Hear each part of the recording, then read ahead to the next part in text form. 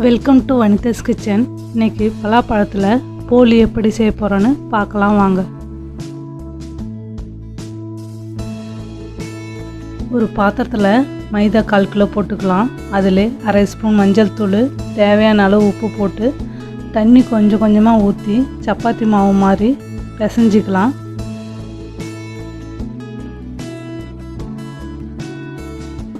கொஞ்சம் எண்ணெய் ஊற்றி பிசைஞ்சு வச்சுக்கலாம்.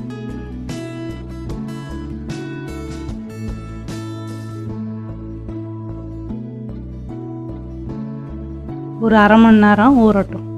அடுத்து பலாப்பழத்தை சின்னதாக கட் பண்ணி மிக்ஸி ஜாரில் போட்டு நல்லா நைஸாக அரைச்சிக்கலாம். போலிக்கான பூரணம் செய்யலாம். ஸ்டவ்வில் கடாயை வைத்து 3 ஸ்பூன் எண்ணெயை ஊற்றிக்கலாம். 2 மூடி தேங்காயை துருவி வச்சுருக்கேன். அதில் பாதியை போட்டு ஒரு 2 நிமிஷம் ஃப்ரை பண்ணிக்கலாம். அரைச்சி வச்சுருக்க பலாப்பழத்தை இதிலே ஊற்றி கைவிடாத நல்லா மிக்ஸ் பண்ணிக்கிட்டே இருக்கலாம். 100 கிராம் வெல்லத்தை நல்லா பொடியாக நசுக்கி வச்சுருக்கிறேன். அது இதிலே போட்டு நல்லா கட்டி இல்லாத கிண்டிக்கலாம்.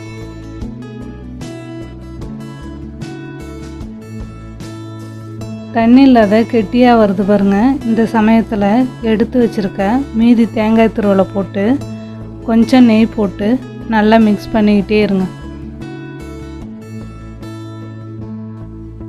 இப்போ உருண்டை பிடிக்கிற பதத்துக்கு வந்துடுச்சு.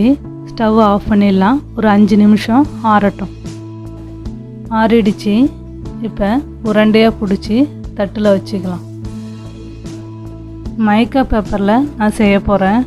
நீங்கள் வாழை இலையில் எண்ணெய் கவரில் கூட செய்யலாம். பேப்பரில் எண்ணெயை தடவி மைதா மாவை சின்ன சின்ன உருண்டையாக உருட்டி ரவுண்டாக தட்டி அதில் இந்த பூரணத்தை வச்சு மூடிடலாம். திரும்பவும் அதை ரவுண்டாக நல்லா தட்டிக்கலாம். கடலப்பருப்பில் நாம் போலி செய்வோம். ஆனால் பலாப்பழத்தில் போலி செய்து பாருங்கள். ஈஸியாகவும் இருக்கும், டேஸ்ட்டாகவும் இருக்கும். தோசைக்கல் சூடானதும் அதில் போட்டு எண்ணெய் அல்லது நெய்யும் ஊற்றிக்கலாம்.